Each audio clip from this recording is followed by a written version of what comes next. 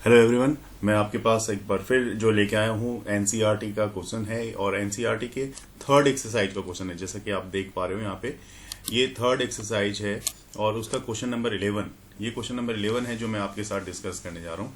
और इस क्वेश्चन में जो मेन चीज है, जो सारी स्टेटमेंट्स हैं, उस स्टेटमेंट को हमें रीड करना है और उसके अकॉर्डिंग मैं यहाँ पे आपको एक्सप्लेन करके बताऊंगा कि क्या इसका रीजन सही है, क्या इसके एग्जाम्पल होंगे। तो आइए क्वेश्चन पे आते हैं और क्वेश्चन की बात कर लेते हैं। तो क्वेश्चन में है, read each statement below carefully and state with reason and examples if it is true और फॉल्स। मतलब जो भी आपको एग्जाम्पल के साथ बताना है कि वो सही है या गलत है। तो जैसा कि आप पहला वाले में, फर्स्ट में, उससे पहले यहाँ पे लिखा हुआ है, आप इसको भी रीड कर लो। ये मैं दिखा रहा हूं। A particle is one dimensional motion. एक पार्टिकल है जो वन डायमेंशनल मोशन में है। हमें क्या बताना है, ट्रू है या फॉल्स है, इसके बारे में बताना है। नीचे आप देखो, यहाँ पे लिखा हुआ है a particle in one dimensional motion.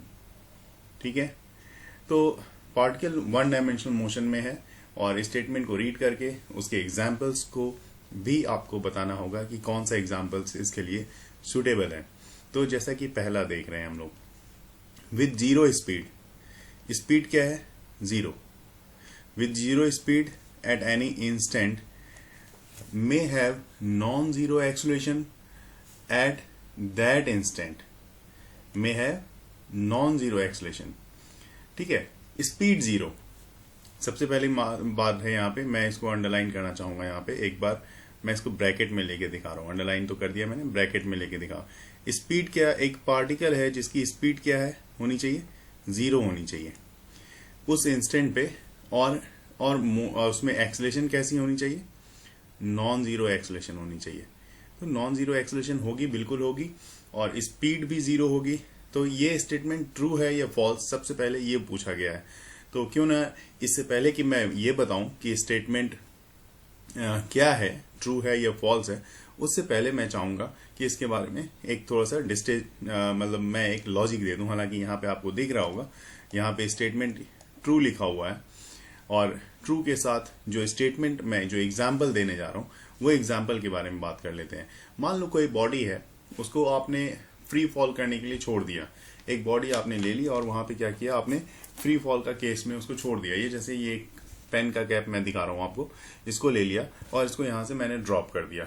ठीक है, तो इसमें स्पीड तो जीरो थी, with zero speed at any instant. मतलब जहां से आप छोड़ रहे हो, यहाँ पे स्पीड क्या है, यहाँ पे स्पीड इसकी जीरो है। ठीक है, फ्री फॉल का केस है, रेस्ट था स्टार्टिंग में ही, तो फ्री फॉल का केस है, यहाँ पे इसकी स्पीड जीरो थी। और नॉन जीरो एक्सलेशन मतलब it should have some acceleration, इसकी कुछ एक्सलेशन होनी चाहिए। तो जिस समय ये गिर रहा था, जिस समय ये ऐसे भी आप कुछ हाइट पे लिए हो, तो उस समय इसमें क्या लग रहा है, जी लग रहा है। जी मतलब एक्सलेशन ड्यू टू ग्रेविटी, जो कि 9.8 मीटर पर सेकेंड स्क्वायर होता है, आपको भी पता है। तो फ्री फॉलिंग का केस में ऐसा होता है। और यहाँ पे वो स्टेटमेंट लिखा हुआ मैं आपको एक बार दिखाना चाहूंगा। फर्स्ट का जो एग्जाम्पल है, वो एग्जाम्पल मैं आपके साथ डिस्कस कर देता हूं। देखिए, फर्स्ट में जो एग्जाम्पल यहाँ पे हम लोग देख पा रहे हैं, सबसे पहली बात कि ये जो स्टेटमेंट है वो हमारा क्या है, ट्रू है। तो मैंने इसको क्लियर लिखा है कि दिस इज ट्रू स्टेटमेंट। ठीक है, true. And when a body begins to free fall freely या free fall under gravity। ठीक है, यही आपका एग्जाम्पल है, अंडर ग्रेविटी। तो मैंने जैसे बताया कि इट्स स्पीड, इसकी स्पीड क्या है, इज जीरो। इसकी स्पीड जीरो है, but it has non zero acceleration. Non zero acceleration मतलब इसकी कुछ एक्सलेशन होगी जो कि 9.8 होती है। जीरो एक्सलेशन होता तो जीरो लिखा होता कि g इक्वल टू जीरो हो जाता, लेकिन नॉन जीरो एक्सलेशन है, मतलब उसकी कुछ ना कुछ एक्सलेशन है। और वो एक्सलेशन कितनी है, 9.8 मीटर पर सेकेंड स्क्वायर की इसकी एक्सलेशन होगी। तो पहला स्टेटमेंट हमारा यहाँ पे बिल्कुल ट्रू स्टेटमेंट है, सही स्टेटमेंट है और वन डायमेंशनल में है। क्योंकि आप देखो, अगर फ्री फॉल में देखना चाहते हो आप, तो कोई बॉडी इस तरह से अगर ऊपर से गिर रही है, तो इसको आप या तो सिर्फ वाई एक्सिस में अगर आप कंसीडर करना चाहते हो इसको, तो एक ही एक्सिस में आप इसको लोगे, वाई एक्सिस में लोगे, तो वाई एक्सिस मतलब सिंगल एक्सिस, मतलब वन डायमेंशनल को ये रिप्रेजेंट करेगा। ठीक है, तो इस तरह का ये एग्जाम्पल इसके लिए सेट होता है और फ्री फॉल का केस है ये। इसी के सेकंड वाले में आते हैं, जैसे बी हमारे पास दिया हुआ है। बी हमारे पास क्या कह रहा है उसको रीड कर रहा हूं मैं, आप देख सकते हो यहाँ पे बी को मैं टिक कर रहा हूं। कह रहा है विथ जीरो, ये जो है विथ जीरो स्पीड, ठीक है, स्पीड क्या है, zero speed, may have non zero velocity.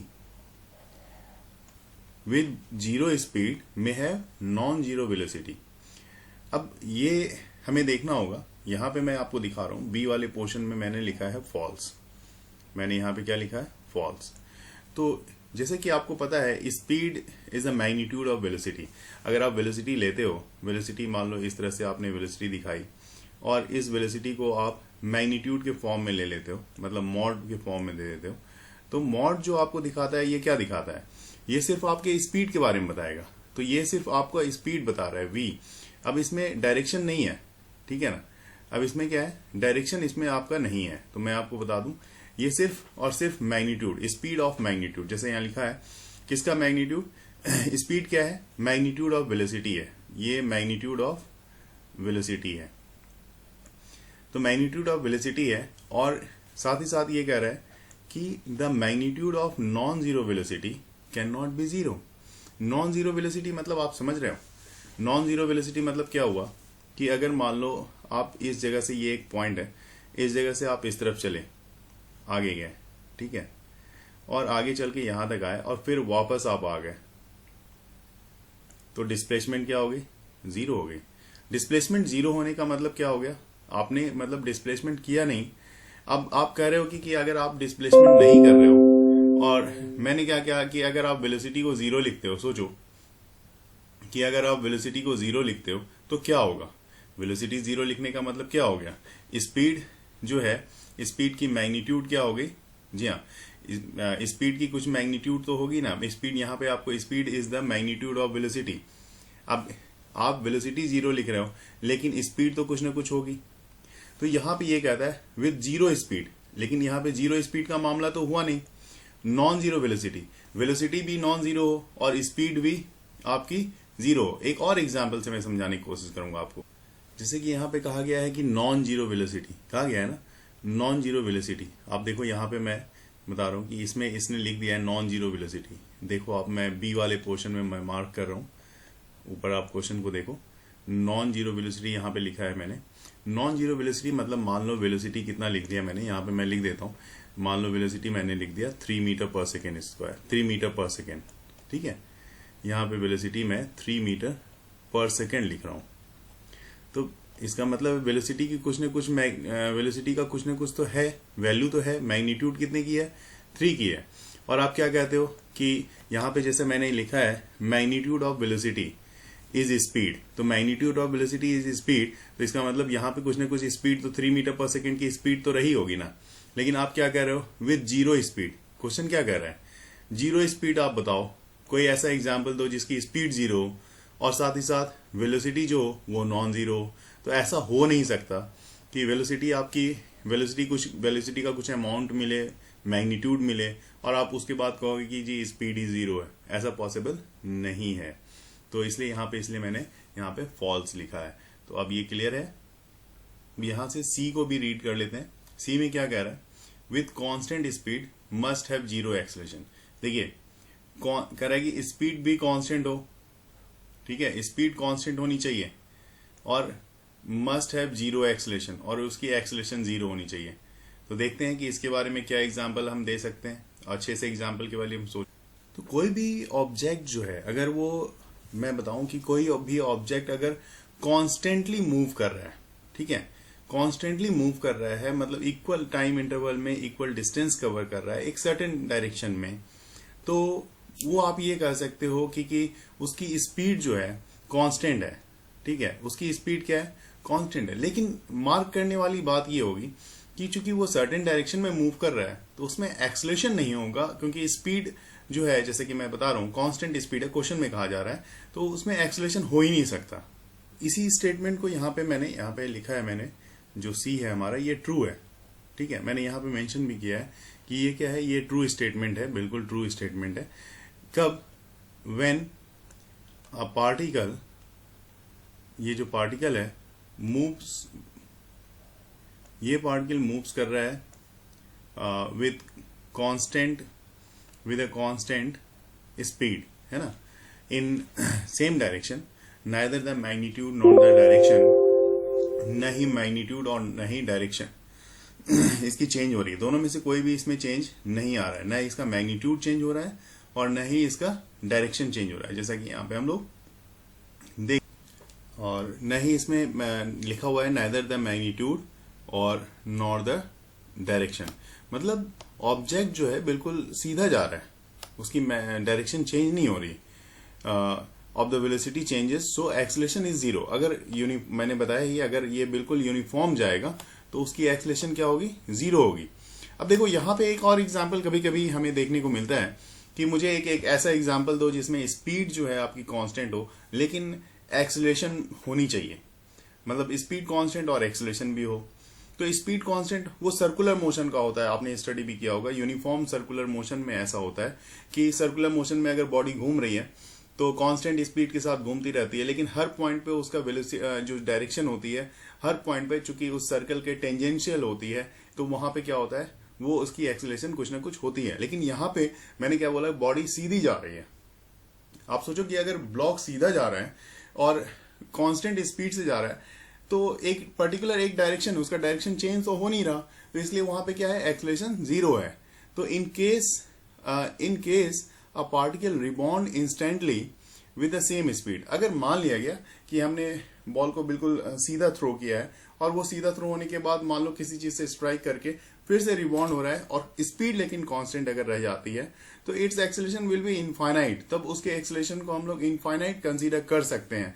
इसलिए मैंने यहाँ पे उसके लिए लिखा है कि जो पार्टिकल है, पार्टिकल रिबॉन्ड इंस्टेंटली, यहाँ पे आप देखो rebound instantly with same speed, मैंने यहाँ पे विथ सेम स्पीड के साथ इसको कंसीडर किया है। अगर ऐसा हो जाए इन केस तो it's acceleration will be infinite, उसका एक्सेलरेशन क्या होगा, इनफाइनाइट होगा, क्योंकि वहां पे आपकी स्पीड लूज नहीं हुई।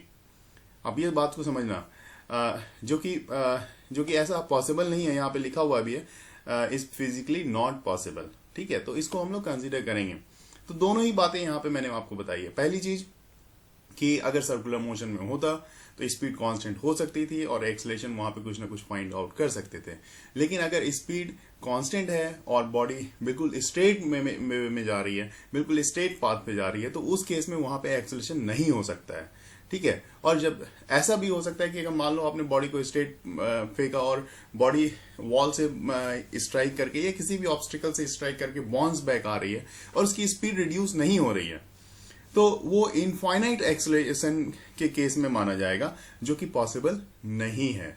ये मैं बार बार रिपीट कर रहा हूं, क्योंकि बॉडी कहीं ना कहीं पे अगर बाउंस होती है ना तो वहां पे उसकी एनर्जी कहीं ना कहीं लूज होती है। ऐसे क्वेश्चंस को भी हमने एनसीईआरटी में ही स्टडी किया हुआ है।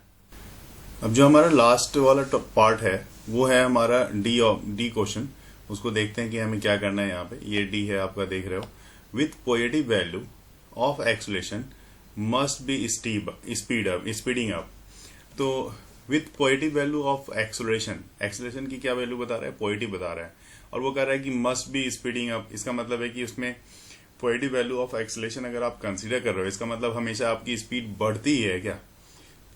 कहने का मतलब अगर किसी की भी स्पीड बढ़ रही है तो आप क्या बोलोगे कि वो पॉजिटिव वैल्यू ऑफ एक्सेलरेशन है, तो आप तो कहोगे जी हाँ ऐसा ही होता है। क्यों? क्योंकि जो अभी तक हमने स्टडी किया है, हमने क्या बोला है कि rate of change in velocity is called acceleration. अगर स्पीड बढ़ रही है या स्पीड कम भी हो रही है तो कम को डी एक्सेलरेशन बोलते हैं, लेकिन यहाँ पे एक्सेलरेशन की बात कर रहा है, तो आप क्या बोलोगे, अगर स्पीड बढ़ती है हर टाइम पे तो वो एक्सेलरेशन होगा। तो ये ठीक है, मैं ये नहीं कहता कि ये लर्निंग पीरियड में हमारे लिए बहुत अच्छा है कि rate of change in velocity is called acceleration, लेकिन जो फिजिक्स का कॉन्सेप्ट है उसके हर एक अलग अलग न्यूमेरिकल्स के हिसाब से, हर एक कंडीशंस के हिसाब से वो चेंज होता है। तो यहाँ पे जो चेंज हो रहा है कंडीशंस, बहुत बार यहाँ पे ऐसे क्वेश्चन में कंफ्यूजन होता है, तो मैं जो बता रहा हूं उस पर आप ध्यान से देखोगे कि ऐसा किस केस में नहीं होता। ये जो है ये एक फॉल्स स्टेटमेंट है। सबसे पहले मैं आपको ये बता दूं, ये एक फॉल्स स्टेटमेंट में। तो फॉल्स स्टेटमेंट कैसे होता है, किस केस में होता है? मान लो कि मैं क्या करता हूं कि मैं एक किसी भी ऑब्जेक्ट को लेके ऊपर की तरफ थ्रो करता हूं। ये देखो, ये है, इसको मैं क्या कर रहा हूं, ऊपर की तरफ थ्रो कर रहा हूं जी। तो इसमें आप देखो क्या क्या होता है, ये जब ऊपर की तरफ जा रहा होता है तो आप क्या ऑब्जर्व करते हो कि इसकी स्पीड धीरे धीरे तो कम हो रही है ना। ये जैसे जैसे ऊपर जा रहा है इसकी स्पीड कम हो रही है ना, बढ़ तो नहीं रही है, लेकिन फिर भी उसमें भी तो एक्सेलेरेशन है ना। तो स्पीड बढ़ रही है और एक्सेलेरेशन अंडर ग्रेविटी भी होता है। तो स्पीड यहाँ पे क्या है, स्पीड यहाँ पे इसकी रिड्यूस हो रही है। तो ऐसा भी कंडीशंस यहाँ पे हमें देखने को मिलेगा। उसको मैं पूरा स्टेटमेंट अब बता रहा हूँ आपको कि क्या होगा। जैसे मान लिया यहाँ पे कि एक बॉल है और इस बॉल को मैं ऊपर की तरफ थ्रो कर रहा हूँ और एक्सेलेरेशन में इस तरफ नीचे की तरफ, इस तरफ मैं एक्सेलेरेशन पॉजिटिव ले रहा हूँ, ठीक है। तो अगर इस तरफ आप एक्सेलेरेशन को पॉजिटिव ले रहे हो नीचे की तरफ, और बॉल को आपने जो फेंका है वो ऊपर की तरफ फेंक दिया, ठीक है। तो ऐसे केस में जो आपकी स्पीड है ना, यहाँ पे यू जो आप ले रहे हो, ये स्पीड, ये जो ऊपर की तरफ आपने थ्रो किया है यू, ये आपका निगेटिव में आ जाएगा, ठीक है। ये यू जो है ये आपका निगेटिव में आ जाएगा, इसको आपको यू निगेटिव लेना पड़ेगा। और तब आप जो स्टेटमेंट यहाँ पे लिख रहे हो वो स्टेटमेंट जो यहाँ, जैसे मैंने बताया कि ये स्टेटमेंट फॉल्स स्टेटमेंट है, ये ट्रू स्टेटमेंट नहीं है। और इस केस में आप देखो क्या लिख रहे हो आप कि if the initial velocity of the body is negative, तो इसका मतलब यहाँ पे जो आपने लिया है इनिशियल वेलोसिटी, यू को आपने क्या लिया है, यू को आपने निगेटिव लिया है, ठीक है। यहाँ पे आपने दिखाया कि नीचे से ऊपर की तरफ आप थ्रो कर रहे हो, यू को आपने निगेटिव लिया है। Then even in case of positive acceleration, तो एक्सेलेरेशन पॉजिटिव है ना, acceleration positive acceleration, the body speed down, body की स्पीड क्या होगी, डाउन होगी। क्योंकि यहाँ पे देखो जब मैक्सिमम पे यहाँ पे आप पहुंच रहे हो तो यहाँ पे इसकी स्पीड क्या हो रही है, 0 हो रही है। A body speed up when the acceleration acts in the direction of motion. अगर डायरेक्शन ऑफ मोशन के में ये जाएगा तो वहां पे एक्सेलेरेशन क्या होता है, स्पीड अप होता है। यहाँ पे आपको थोड़ा सा अपना एक कॉन्सेप्ट क्रिएट करके आपको रिप्लाई करना पड़ेगा।